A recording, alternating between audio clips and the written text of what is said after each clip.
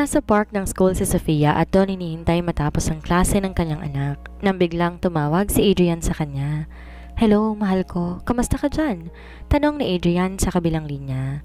"Okay lang, love. Nandito ako sa park ng school. Naghihintay sa anak natin." Sagot ni Sofia. "Mag-iingat ka, mahal ko ha. Lalo na ang baby natin. I love you." Pag-alala na sabi ni Adrian.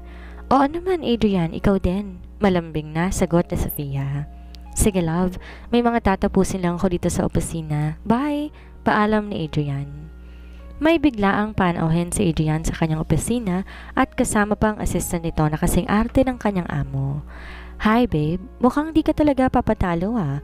Gusto mo ba talaga na magkasubukan tayo?" Nakataas ang kilay ni Cassandra kay Adrian habang nagsasalita.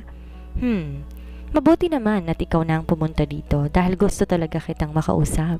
Seryosong sabi ni Adrian. "Talaga? Hiwalayan mo na si Sofia kung ayaw mong madami pa siya sa problema ng kumpanya ninyong pabagsak na." Mayabang na sabi ni Cassandra. "Ikaw ang tumigil. Tama na yung pinagsasabi mo na buntis ka at akong ama dahil kahit kailan hindi ko papangarapin na makasama ka pang muli." Pangiinsultong sabi ni Adrian at tinitigan ng masama si Cassandra. "Wala ka nang magagawa pa. Nakatadhana na tayong ikasal at magkaroon ng masayang pamilya." Sagot ni Cassandra at tinalikan ng mga labi ni Adrian.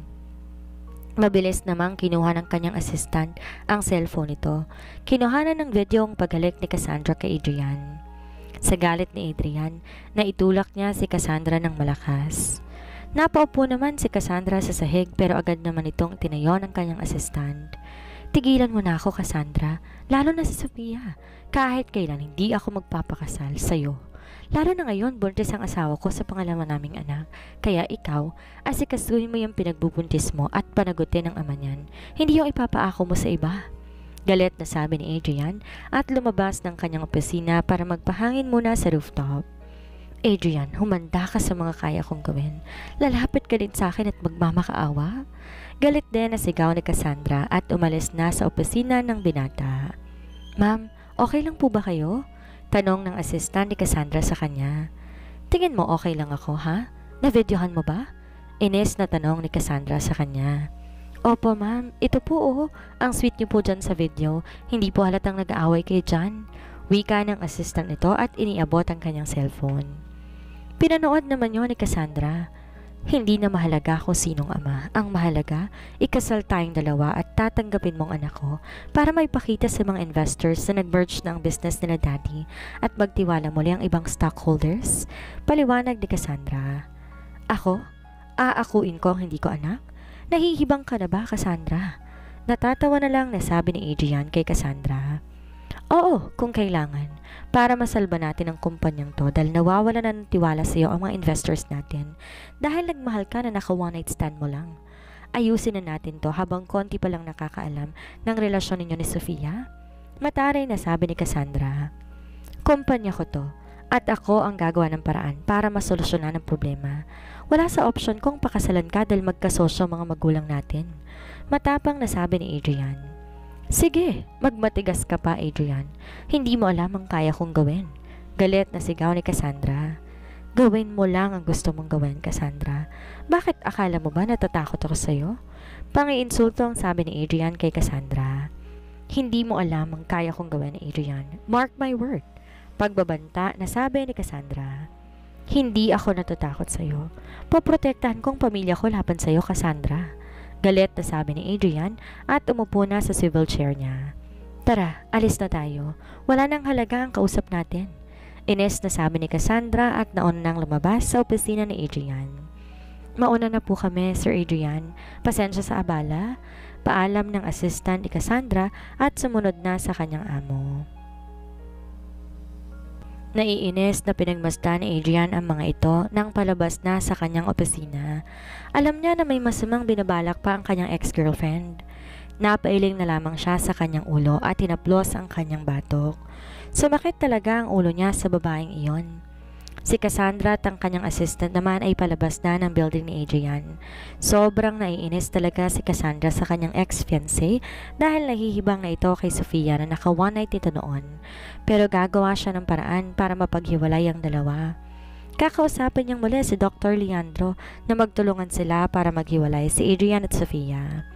Nakuhaan mo ba ang paghalik ko kay Adrian? Nakataas ang kilay na tanong ni Cassandra sa kanyang assistant. Opo ma'am, ito po. Sagot ng kanyang assistant at iniabot ang cellphone nito na may video ng halik nila Adrian at Cassandra. Akin na. Very good.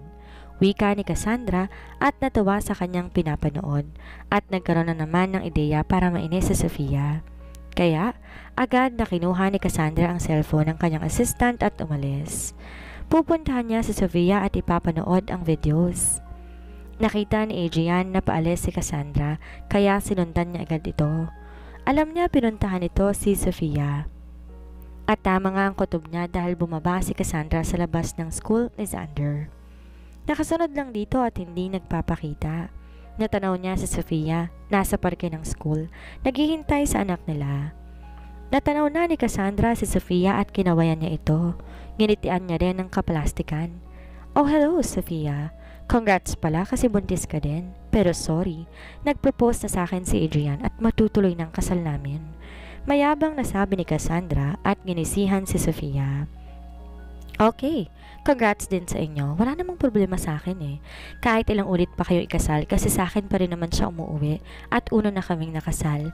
Kaya mas legal ang kasal namin kesa sa'yo na ikakasal pa lang sa kanya. Matapang nasabi ni Sofia at ipinakita pa ang wedding ring nila ni Adrian. Sobrang nagulat si Cassandra at naningkit ang kanyang mga mata. Sa sobrang inis niya, sinampal niya si Sofia. Mang-aagaw! Galit na sigaw ni Cassandra. Gumante ng sampal si Sofia at mas malakas pa sa sampal ni Cassandra sa kanya. Sinampal ng malakas ni Sofia si Cassandra dahil napupuno na siya at nauubos ang pasensya nito. Nagsawa na siyang intindihin at pagpasensyahan ang dalaga. Ang kapal ng mukha mo, nasampalin ako? Mang-aagaw ka? Galit na sigaw ni Cassandra. Mang-aagaw? Sino ba ang nang iwan ng boyfriend ng may nakilala na mas mayaman at nalaman na bilyonaryo ang bagong karelasyon, ha? May karapatan ako sa lalaking hinahabol mo dahil kasal kami at may mga anak kami. Baka gusto mong ikaw ang kasuhan ko, kakahabol at panggugulo sa amin ng asawa ko. Matapang nasabi ni Sofia at tinaasan pa ng kilay si Cassandra. Ang tapang naman na naka one night lang at nabuntis na isang gabi ng mayamang lalaki kaya hindi na bumitaw kay Adrian. Pangiinsulto ni Cassandra at ginisihan si Sofia. Matapang talaga ako. Kailangan kong matutong lumaban para sa pamilyang meron kami ni Adrian. Hindi katulad ng iba dyan na nagpabuntis sa ibang lalaki tapos ipapaako sa iba. Nakakaawa ka ba naman? Napakaganda mong babae pero namamalimos ng pagmamahal? Palabang saan ni Sofia kaya gigil na gigil pang lalo si Cassandra. May araw ka din. Pikon at asar na sigaw ni Cassandra kaya sasampalin na naman niya ulit si Sofia pero mabilis na hawakan ni Sofia ang kamay nito. Wala kang karapatan na sampalin ako, babae ka, dahil ako ang bida sa story ng buhay ko. Kaya tigilan mo ng asawa ko kung gusto mo pa ng tahimik na buhay. Pagbabanta na sabi ni Sofia habang sinalag ang sampal ni Cassandra. Bakit ako titigil, ha? Una siyang naging akin, Sofia, at mas bagay kami dahil parehas kaming mayaman. Kaya tigilan mo na si Adrian. Kailangan niya akong pakasalan para maisalba ang kumpanya nila. Wika ni Cassandra at kunwaring naging mabait. Matalino ang asawa ko. Hindi ko siya hihiwalayan dahil lang sa fixed marriage ng mga pamilya ninyo. Kung may problema siya ngayon, mas kailangan niya ako kaya hindi ko siya iiwan kahit na anong mangyari. Matapang ulit na sagot ni Sofia at tinitigan ng mata sa mata si Cassandra. Sige, panindigan mo yan. Ipaglalaban ko pa rin si Adrian bilang fiancé at mas legal ang aming fixed marriage dahil may basbas kami ng mga magulang namin. Mayabang pa rin na sagot ni Cassandra. Okay, wala na akong pakialam dyan. Ang tanong, magpapakasal ba sa iyong groom? Nakangising sabi ni Sofia na natatawa pa. I hate you! Galit na sigaw ni Cassandra at tumalikod na kay Sofia dahil sa inis at pikon kay Sofia. Napalingon naman silang dalawa sa dumating at agad niyakap ni Adrian ang kanyang asawa dahil sa pag-aalala na baka mapano ito dahil maselan pa ang pagbubuntis nito. May masakit ba sa'yo, mahal ko? Okay ka lang ba? Nag-aalalang tanong ni Adrian at niyakap si Sofia. Si Cassandra naman at ang assistant nito ay napatulala na lang sa inakto ni Adrian. Hay, ang arte, nakakasuka. Halika na nga, umalis na tayo. Ines na sabi ni Cassandra sa kanyang assistant. Cassandra, tigilan mo ng asawa ko, pwede ba? Galit na sabi ni Adrian kay Cassandra. Paano kung ayaw ko, Adrian? May magagawa ka ba? Pang-aasaran na sagot ni Cassandra at ginisihan ang dalawa. Ako na ang makakabangga mo. Alam mo yan, hindi ako basta kung sino lang. Galit at pagbabanta ni Adrian sa dating nobya. Ay, nakakatakot naman. Akala mo ba masisindak mo ko, Adrian? Marami din akong kayang gawin. Sagot ni Cassandra na natatawa na lang dahil sa reaksyon ni Adrian na alam niyang napipikon na. Tama na yan, mahal ko. Palabas na sa Lysander. Pangit pag maabuti ng batang nakikipag-away tayo sa mga taong wala namang halaga. Mariing sabi ni Sofia. Oh, may halaga na pala ngayon ng mga one-night girl. Okay, aalis na ako. Mag-iingat kayo ha kasi marami pa akong sorpresa sa inyo. Nakangising sabi ni Cassandra at tumalikod na para umalis na sa lugar na yon. Nakasunod naman ang assistant nito. Niyakap naman muli ni Adrian ang kanyang asawa. Pasensya ka na. Nadadamay ka pa ngayon sa mga problema ko at pinag-iinitan ka pa ni Cassandra. Nakokonsensyang sabi ni Adrian. Ayos lang. Nakahanda naman ako sa mga pang-aaway niya. Probinsya naman ako pero mas matapang pa ako sa mga taga Maynila. Nagpapasensya lang ako sa kanya pero kanina napuno at naubos sa talagang pasensya ko. Mahabang paliwanag ni Sofia. Tama lang yan, mahal ko. Kailangan mo rin minsan maging masama at ipagtanggol ang sarili mo. Hindi yung palagi ka na lang nagpapasensya. Nakangiting saad ni Adrian at tinagka ng noo ni Sofia.